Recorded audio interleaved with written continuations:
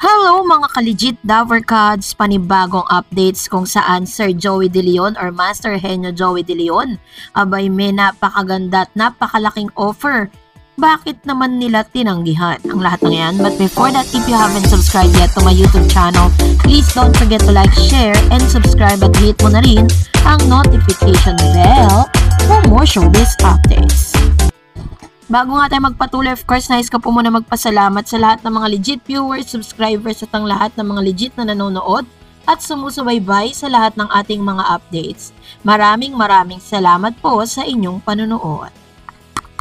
And for today's video, if you still not watching our updates, celebrity updates, kung saan ay tahasan na sinabi po ng TV ng GMA Network dito po sa It's Showtime na siyang ipangtatapat nila this coming April 6 na binibigyan lamang nila ng 3 buwan ang It's Showtime para po pataubin di umano or talunin ang rating na naibibigay po ng It Bulaga. Pero syempre, yun nga, para lubos na nyo maunawaan yan, just visit my YouTube channel, Celebrity Updates. And ito pa isa sa mga magagandang news na nabalitaan po natin kung saan si Mr. Willie Revillame ay formal nang ipapakilala, no? Dahil matapos mag-post sa TBJ Facebook account, yung kanilang verified account sa Facebook, ay meron tila baga itong si Bossing, meron po siyang malaking pasabog na kailangan nating antayin pagkatapos ng Holy Week. Yun po yung isa sa mga isa sa mga dapat nating abangan, ano. At the same time, yun po yung pinaka-abangan nating lahat na sorpresa. Talagang mahilig sa sorpresa ang mga It Bulaga, no. And of course, ito na nga, biggest news kung saan ang GMA ay tuluyan nang nilalayasan ng mga lalaking star dahil po sa isang legit na dahilan. At para po lubos ninyong maunawaan yan, panoorin nyo po yan sa aking channel dito po sa Artista Life Update. So, yun po yung ilan sa mga updates po natin na inihatid natin sa inyo kani-kanina lamang. And now, ngayon nga, bago pa tayo magtungo sa ating topic for today's video, congratulate muna natin ang It Bulaga sa kanila pong first or Holy Monday na presentation sa Lenten Special. Dahil nagtamo lang naman ito, ilang oras na ba ang nakakalipas? Ang unang araw kasi ng kanila pong Lenten Special, yung kay Mr. Joey De Leon, if I'm not na may title na Zelda ng Kahapon with Mr. Joey De Leon, Mr. Paulo Ballesteros, Mr. Alan Kay, and then si Karen Aistrup and Wally Bayola, and of course Master Henyo Joey De Leon. So makikita talaga natin na talagang pinagbuhusan nila ng panahon at pinagbuhusan ng oras, ang gagaling nilang umarte. At the same time, talagang nagbabalik tayo dun sa mga recent years na kung saan talagang grabe, no? Talagang nabigyan nila ng justice kasi 6 years ago nung gumawa po sila ng kanilang Lenten Special, and according to Mr. Joey De Leon, hindi na po niya talaga sa hinagap ay hindi niya na po talaga inisip na darating sila sa punto na gagawa ulit sila ng panibagong Lenten Special.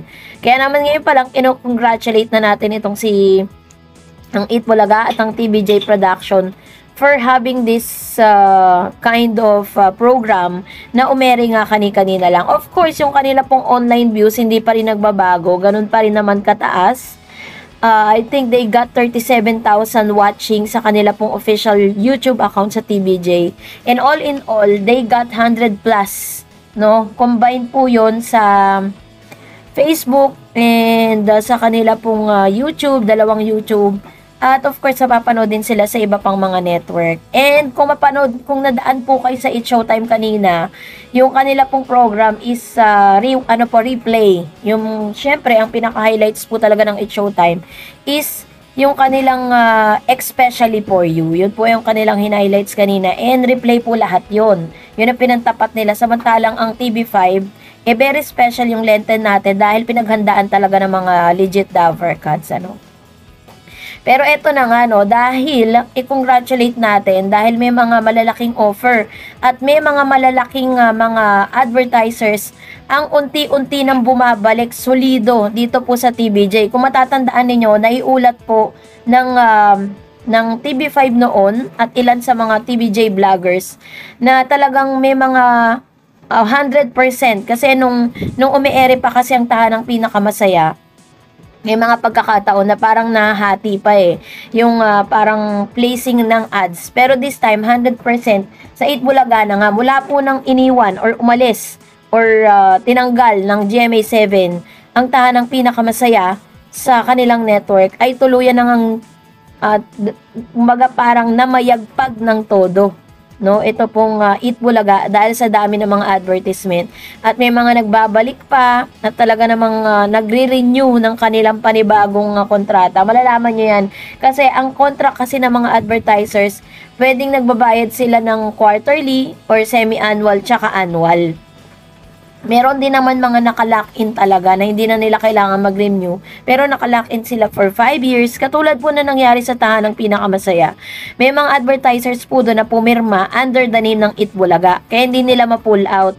Pero this time, yun nga, since wala nang ang Tahanang Pinakamasaya, 100%, talagang nasa Itbulaga na po ang lahat. At isa pa sa pinakamagandang balita na natanggap po natin kung saan ito palang TVJ ay inaalok po sila na kung saan inaalok po sila na maging national artist. Ipinost po ito ni Mr. Master Henyo Joey De Leon sa kanyang official Instagram account. Sabi niya, meron daw di umanong bumulong sa kanya at parang ino-offeran sila na gagawin na ang TVJ bilang national artist. Pero may mga kadahilanan din kung bakit tinanggihan ito ng TVJ. Kasi parang this is, kumbaga for the longest time, parang yung government po natin or even yung ating pong bansa ay gustong kilalanin at kinikilala ang naiambag ng TVJ sa history po ng showbiz. So, ito po yung post ni Master Henyo Joey De Leon sa kanya pong official Instagram. Ayan, so ito po yun. Basahin natin. Sabi niya, like by Pochoy29 and 3,461 in others. Sabi niya, ang poet may nagsuggest gawin na raw kaming national artist, pati Itbulaga. Sabi ko, wag na. Gawin nyo na lang kaming functional all artist. Kasi we've cover arts, we've cover and nearly everything. Radio, TV, newspaper, recording, movies, artists, politics, etc. Pero seriously, starting today, watch our Lenten offering in Itbulaga. Thanks. Ayun. So, ito po yung kanyang post. Nakakatawa lang na ina-acknowledge po ng Philippine showbiz industry ang Itbulaga at ang TVJ as national artist. So, kayo po, ano pong inyong saloobin patungkol dito? Comment down below. Salamat po sa panonood. God bless everyone.